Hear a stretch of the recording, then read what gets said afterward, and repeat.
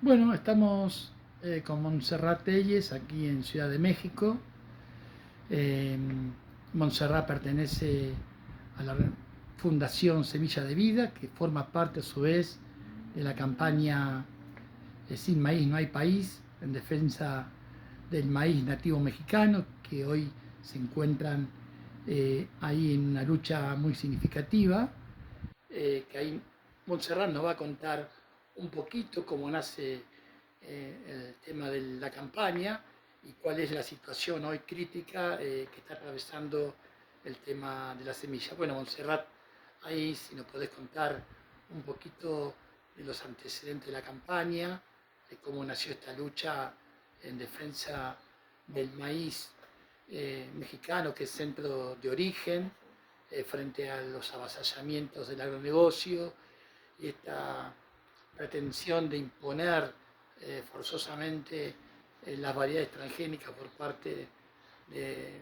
Estados Unidos, pero sabemos que detrás de Estados Unidos están las corporaciones y seguramente, bueno, Corteva, Bayer Monsanto, ahí haciendo lobby para imponer, introducir en la agricultura de México estas variedades que ya vienen, ¿no?, haciendo algún tipo de impacto.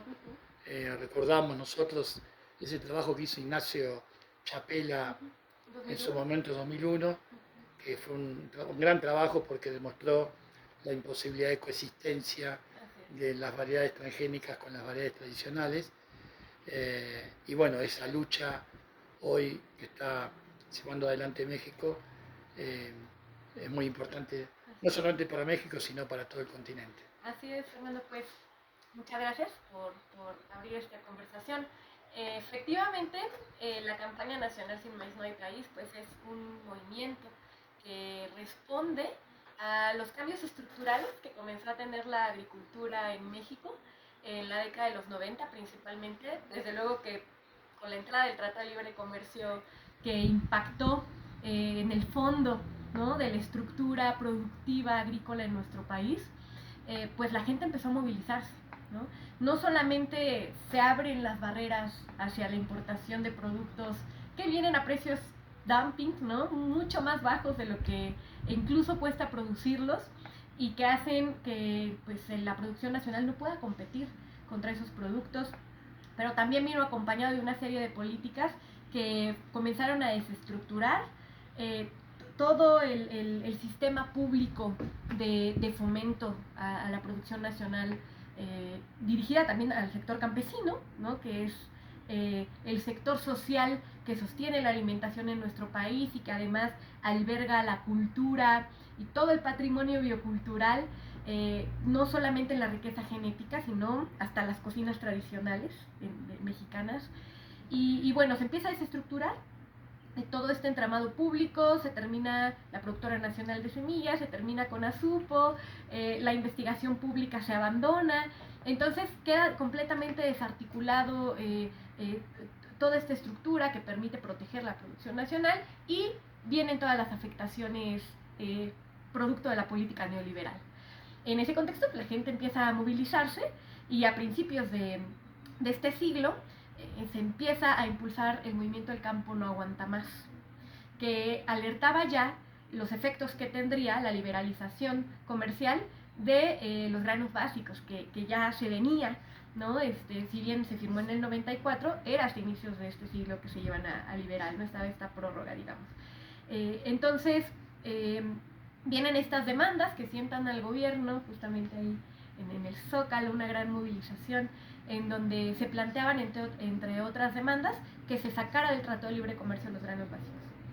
Eso no sucedió y ahora eso nos va a permitir un poco entender lo que estamos viviendo ahora en México, que ya adelantabas con el panel de controversias frente a Estados Unidos, pero aquí surge con este movimiento la campaña nacional Sin Maíz No Hay País, que ya se constituye, digamos, en 2007, ¿no? Entonces, bueno, a esto responde la conformación de esta campaña y pues la lucha ha seguido. Ya mencionabas tú los estudios desde 2001 que alertaban la presencia de transgenes en variedades nativas de maíz. Este cultivo que es pues nuestra alimentación, ¿no? Básica. Nosotros ahora, revisando cifras, veíamos que frente a Estados Unidos, que es el productor de este maíz que importamos, consumimos 11 veces más maíz, ¿no? Y solo considerando el maíz blanco, sin contar todos esos maíces de colores que son la base de la alimentación de las comunidades campesinas e indígenas de nuestro país y que también tocan las mesas de las personas no campesinas, ¿no? Como muchas de nosotras que consumimos estos maíces también. Y en este contexto, incluso hubo otros estudios de la Comisión para la Cooperación Ambiental en 2004, en donde se identificó esta contaminación y que venía en mayor medida de los Estados Unidos, de estas importaciones, que nos llevan hasta la actualidad, ¿no? a vivir todas las consecuencias de esta importación, que no solo es la contaminación, ¿no? El flujo génico que se da y que viven en Argentina con el trigo, ¿no?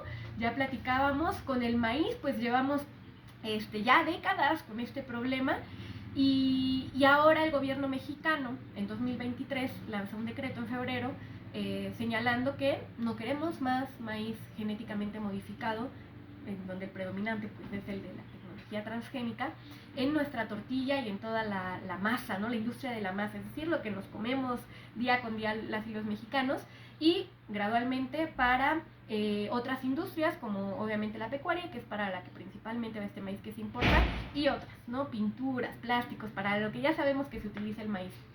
Entonces, bueno, con este decreto tiene como consecuencia entonces las restricciones a la importación del maíz genéticamente modificado de Estados Unidos, a lo cual Estados Unidos reacciona al amparo del Tratado de Libre Comercio, del TEMEC, que tenemos con Estados Unidos y con Canadá, y dice, está México incumpliendo el tratado. Entonces, en este marco, pues abre un procedimiento de solución de controversias que se contempla en el tratado, en donde reclama a México la incompatibilidad de estas medidas con el tratado, y comienza pues esta controversia en la cual Estados Unidos ya presentó su primer alegato, digamos, su primer escrito, y en donde pues hay una ausencia total de evidencia científica sobre inocuidad. No hay un solo estudio que demuestre que ese maíz no hace daño en las condiciones de consumo de la población mexicana, que ya lo decía yo, es 11 veces mayor que en Estados Unidos, es decir, es impensable que se apliquen los mismos estudios, ¿no? Y que se dé por hecho que los estudios de aprobación en Estados Unidos son compatibles con la población mexicana, ¿no? Y bueno, ahora México también ya respondió, justo señalando que no existe esta evidencia, y organizaciones de la sociedad civil, no solo de México, sino también de Estados Unidos, hemos señalado ya en escritos, en opiniones que presentamos al panel, pues esta ausencia de evidencia científica de parte de Estados Unidos, y respondiendo con evidencia, por el contrario, ¿no? Sobre los daños que hay. Estados Unidos, por ejemplo, evita por completo hablar de la indisociabilidad del maíz genéticamente modificado con herbicidas como el glifosato y otros, ¿no? El 2,4-D, dicamba, glufosinato, ¿no?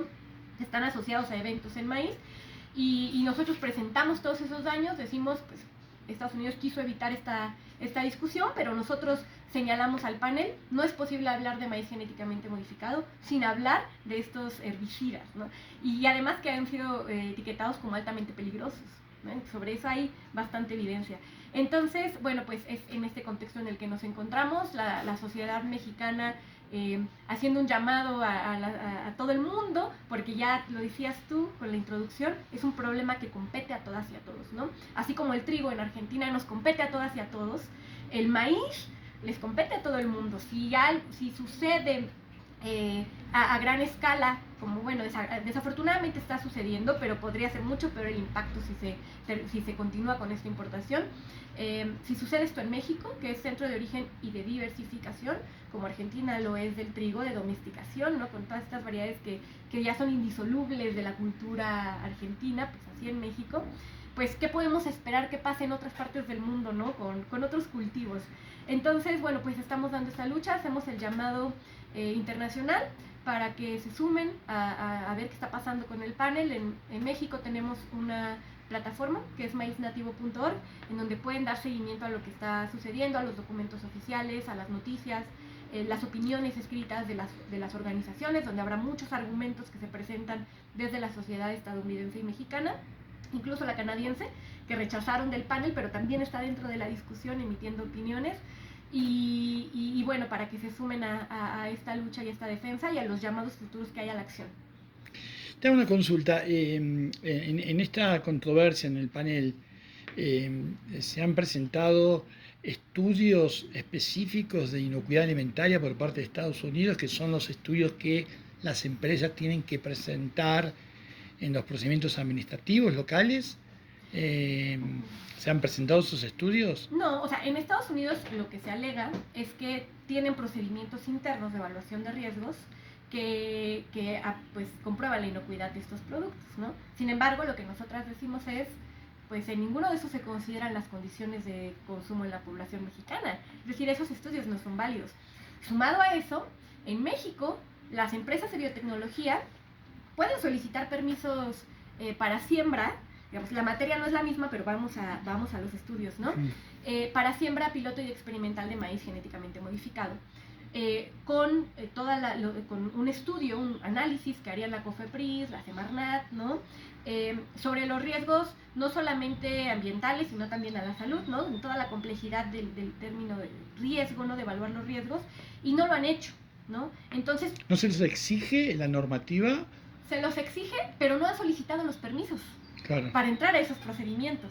Pero en este caso, por ejemplo, en lo que tiene que ver con la controversia, cuando ellos alegan de que no hay riesgo alimentario, ¿eso está fundado en algún trabajo, ensayo en roedores en laboratorio, por ejemplo, donde se expuso a los roedores al consumo diario del maíz transgénico y, o sea, en un plazo de 1 año, 2 años, se demuestra que efectivamente no hay ningún riesgo? Digo porque esto fue la gran discusión que se generó a partir del estudio de Seralini, donde él demuestra que la exposición crónica genera, o sea, más allá de que no era el objetivo del estudio, él se encontró porque el objetivo era estudiar el Roundup, claro. Y él encuentra las evidencias solamente con el propio maíz modificado genéticamente. Sí.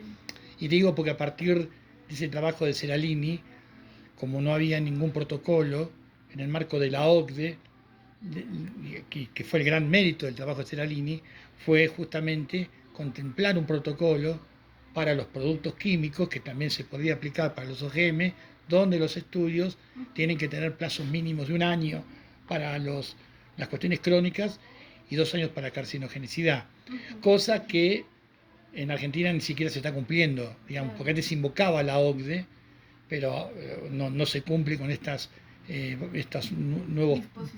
disposiciones que se han establecido.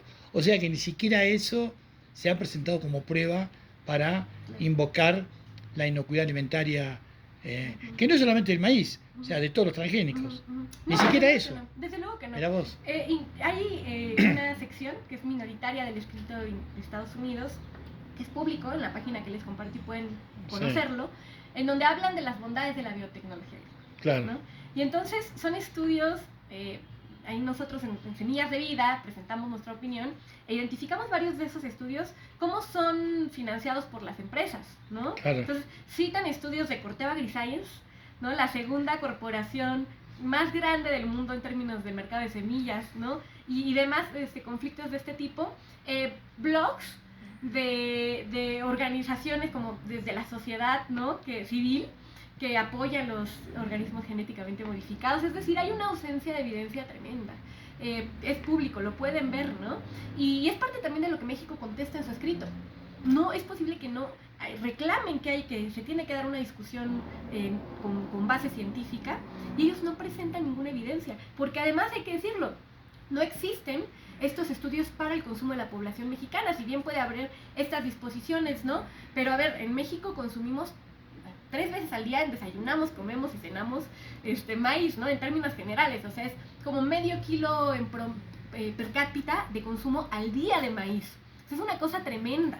Es incomparable con otros países, ¿no? Creo que en términos de la FAO somos el segundo país que más consume, después de Malawi, ¿no? Que es un país muy pequeñito, pero pues también consumen bastante maíz, pero no hay estudios para estos niveles de consumo humano, ¿no?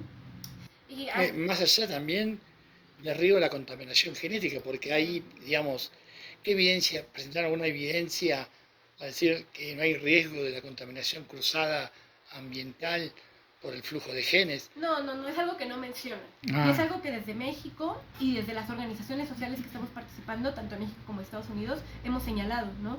Estos estudios que te comentaba, o sea, desde 2001, en 2004, digamos, no es nueva esta conversación sobre el flujo génico, que es de tipo de introgresión transgénica, que ya ocurrió en nuestro país. Y nosotros lo que decimos es, ¿quién se queda con esos riesgos?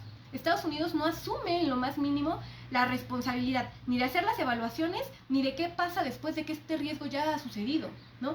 Sin embargo, México sí se queda con esos riesgos, ¿no? Porque aquí es donde se queda. ¿Qué implica la introgresión transgénica? Pues que hay que estar monitoreando todo el tiempo qué pasa luego con esos genes, cómo se va complejizando, ¿no? Los vínculos que hay con otros genes nativos, criollos, ¿no? Efectos impredecibles. Impredecibles, ¿no? Y que México sí se queda, México ya los tiene y ya los tiene que afrontar.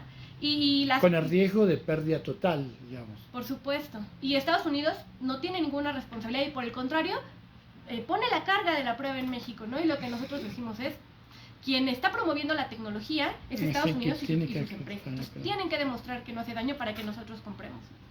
Sí, vos sabés que en Argentina se creó una guía para los miembros de la CONAVIA, que es el órgano que se encarga de hacer la evaluación ambiental. Después hay un comité tripartito del SENASA, que es el órgano que se encarga de hacer la evaluación de inocuidad alimentaria. Y en una de esas guías, el famoso principio de equivalencia sustancial, claro, que ya se les ha desdibujado porque ellos adaptaron la equivalencia sustancial a la calidad nutricional, claro, y ya ni siquiera ahí ya no para nada no va. Sí. Y después crearon el principio de coexistencia, donde que está esto redactado así textual, en el cual ellos reconocen la inevitable contaminación cruzada, y que por lo tanto ese principio de coexistencia lo que establece es que el maíz tradicional, como no puede convivir con un maíz transgénico, tiene que aceptar un determinado nivel de contaminación, que sería un umbral de contaminación, y aún así se lo considera un maíz tradicional, ¿no? Claro.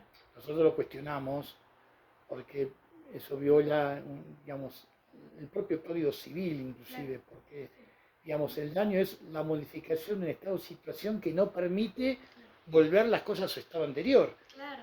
Entonces acá, si vos tenés un maíz transgénico que libera un transgen y que puede impactar, ellos hablan de impacto, nosotros hablamos de contaminación, porque ese transgen que la naturaleza no lo dispuso, encima lleva anotoxina BT, en un caso en concreto del maíz BT, estás generando una contaminación, digamos, ¿no? De ese principio no refieren en la controversia, hacen alguna mención. No, justo, qué bueno que lo mencionas, es como cambiamos la definición y se arregla el problema. Claro. Sigue siendo, aceptamos que tengan ciertos niveles. Son eufemismos. Tenemos que dar por hecho que tienen que coexistir, claro. O la premisa de que son equivalentes sustancialmente, ¿no?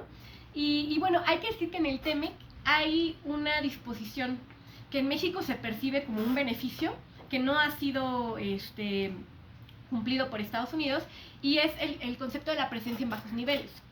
Este concepto habla de que la tecnología en el país receptor tiene que pasar por inadvertida, ¿no? Y entonces lo que nosotros decimos es, pues, no está pasando por inadvertida, porque aquí está la introgresión transgénica demostrada, ¿no? Entonces es un beneficio de México con el cual Estados Unidos no está cumpliendo, ¿no? Es digamos, una disposición que aunque se podía percibir como un pasito hacia adelante en las obligaciones y en la responsabilidad que tendría que tomar Estados Unidos sobre las tecnologías que está promoviendo y obligando a otros países a consumir, pues no está, ¿no? Y varias organizaciones lo mencionamos desde antes incluso de que se presentaran los escritos iniciales de los países, y decíamos a la Secretaría de Economía, lo que tiene que hacer México es contrademandar a Estados Unidos, porque entre otras cosas que ya hemos conversado en este video, tampoco cumplen con esta disposición del TEMEC, que es que pasen por inadvertidas sus tecnologías en nuestras variedades, ¿no?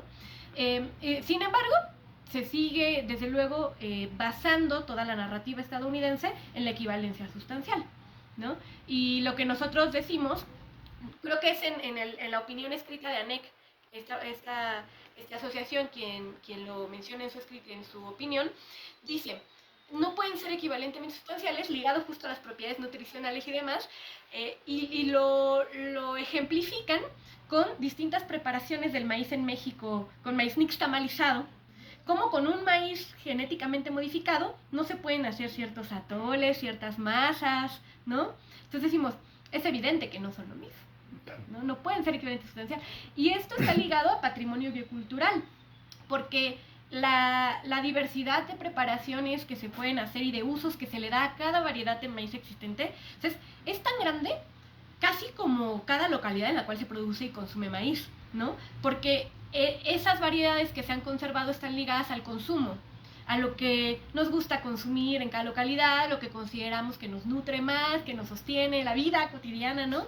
Y si se ven dañados estas variedades, como tú mencionabas, con cualquier nivel de contaminación, ya no es lo mismo. Y se está dañando ese patrimonio que finalmente es también un patrimonio, como son las cocinas tradicionales mexicanas, ¿no? Sí, nosotros utilizamos un argumento, porque, bueno, esto en su momento lo hablamos con Andrés Carrasco, porque nosotros le señalábamos ahí, le preguntábamos a Andrés si se podía considerar ese criterio del umbral, de hablar de una mayor o menor contaminación, lo cual él nos decía que esto es algo binario, o sea, claro, si ya se expresa, ya está contaminado.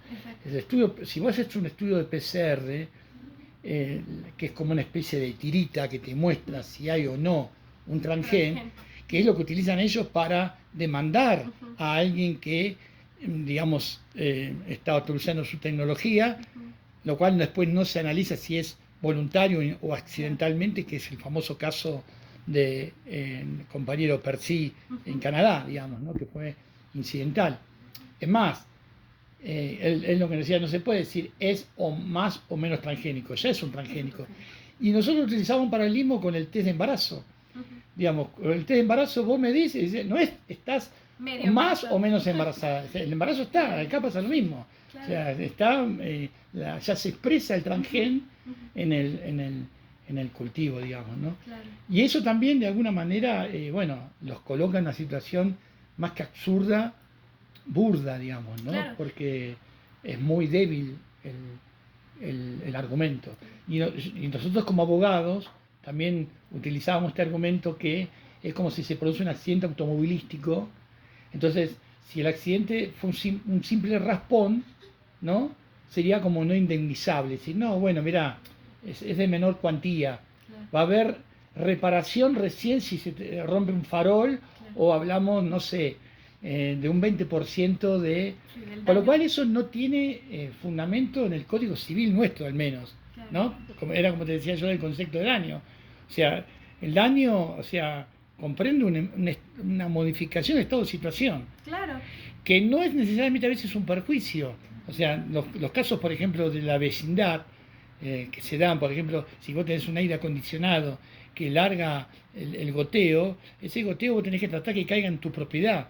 Si le cae en el fondo de tu vecino, eso genera una situación de afectación que tiene que ver con la normal tolerancia, porque si vos decís que cae una gotita cada 3 horas, bueno, pero si es una gotita que cae en forma constante, y ese concepto de normal tolerancia nosotros también lo aplicamos a este criterio, porque obviamente que vos obligar al consumir a la población un alimento que está modificado genéticamente, donde vos estás reconociendo efectos impredecibles y que genera un riesgo alimentario, eso excede largamente la normal tolerancia, digamos. Total, ¿no? Y además lo que sí se puede decir, por el contrario de esta afirmación de que no pasa nada en ciertos niveles, eso no se considera contaminación, claro, ¿no? Es el asunto de que tampoco se han presentado evaluaciones de riesgo cuando tenemos eventos apilados en un mismo tránsito, ¿no? O sea, que es una claro, cosa distinta.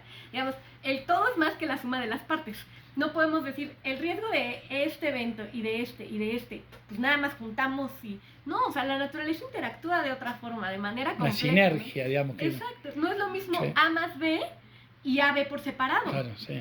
Interactúan de forma distinta, ¿no? Entonces, esa complejidad que todavía es más grave, ¿no? Y que hace ratito platicábamos que mencionabas de ese maíz con 5 eventos, ¿no? Que se estuvo discutiendo en Argentina. Pues, ¿qué pasa con esos 5 eventos, no? No existen evaluaciones así. Y lo que nosotros decimos es que tendrían que ser el caso por caso. Y además, en cada entorno, porque hay una cosa, además de las interacciones, los biomas, ¿qué pasa con el entorno, no? claro. No es lo mismo esa semilla con 5 o 6 eventos aquí que acá, ¿no? Claro. En el norte que en el sur de México. Entonces, todas esas complejidades tienen que ser consideradas cuando hablamos de evaluación de riesgo, y eso nos parece que además, o sea, México puede decir, es un riesgo que yo no quiero correr. Y te hago una consulta, porque bueno, nosotros sabemos, lo sabemos más que nadie, porque Argentina es una aliada en Estados Unidos, con el tema del protocolo de Cartagena, porque Estados Unidos no suscribió el protocolo. Argentina también fue socia en ese sentido. México sí firmó el protocolo de Cartagena. Como argumento no se ha utilizado también el hecho de que México tiene una obligación asumida internacionalmente con ese protocolo, porque ese protocolo, justamente uno de los criterios de análisis de riesgo que establece es que los cultivos, en este caso modificados genéticamente, tienen que ser evaluados en todos los biomas, y el caso tiene que ser caso por caso, digamos, ¿no? Porque, pues fíjate, Argentina no firmó el protocolo de Cartagena, no aplica esos criterios de análisis de riesgo, y ese ejemplo que yo te daba del maíz que acumulaba 5 eventos biotecnológicos o eventos de transformación biotecnológica, se aprobó mucho más fácil, más rápido, porque esos 5 eventos apilados habían sido autorizados con anterioridad en forma autónoma. Claro.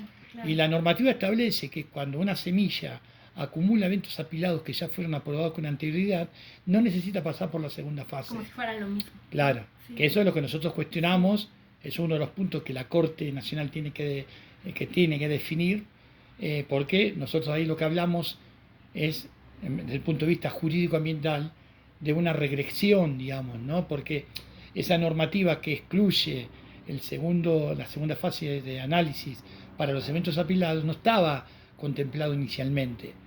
O sea, con lo cual se bajó el nivel de protección o de evaluación, y por lo tanto hubo una regresión normativa, obviamente por la presión de las empresas, de agilizar el trámite, que es lo que ellos denominan costos reglamentarios, que ese criterio lo están aplicando ahora con los nuevos, los NBTS, donde tratan de alguna manera que no se los considere como órganos genéticamente modificados, haya un simple dictamen diciendo que hay una equivalencia a un alimento convencional, y se lo trata de esa manera y no como una GM. No, eso es tremendo, porque es peor todavía, están libres de toda regulación. Claro, simplemente está desregulado completamente. No son, ¿no?, considerados lo mismo.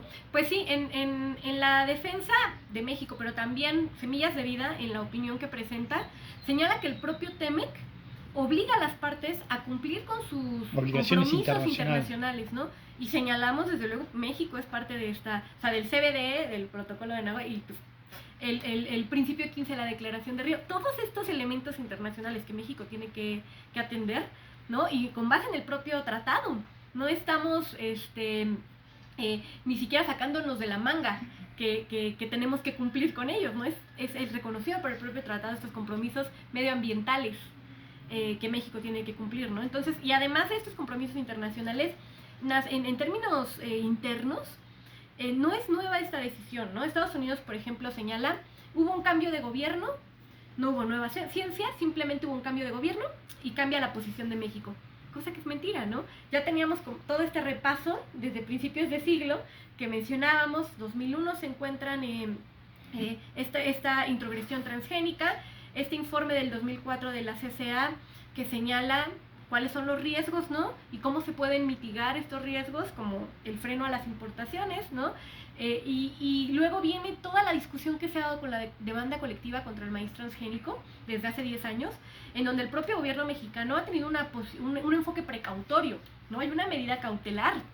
Entonces, no es una cosa nueva, sino que no solo con los compromisos internacionales, sino que a nivel interno, tenemos reglamentaciones que cumplir, ¿no? Y disposiciones que cumplir. También la Ley de Fomento y Protección del Maíz Nativo señala que se tienen que proteger desde su producción, su comercialización, su consumo, cosa que toca por completo la materia del decreto y por tanto que es aquello que se está discutiendo en el panel. Buenísimo. O sea que la hoja de ruta, ¿cómo sería ahora en el tiempo, digamos, del panel? Ujú. Eh, Sí, pues el panel va cambiando los tiempos. sí. De repente alguna parte pide prórroga, se decide por el panel ampliar ciertos plazos, sobre todo con las traducciones. Pero hasta ahora lo que ha sucedido es que luego de que se integró el panel, Estados Unidos y México presentaron sus escritos y también las entidades no gubernamentales de Estados Unidos y de México que fueron autorizadas para ello.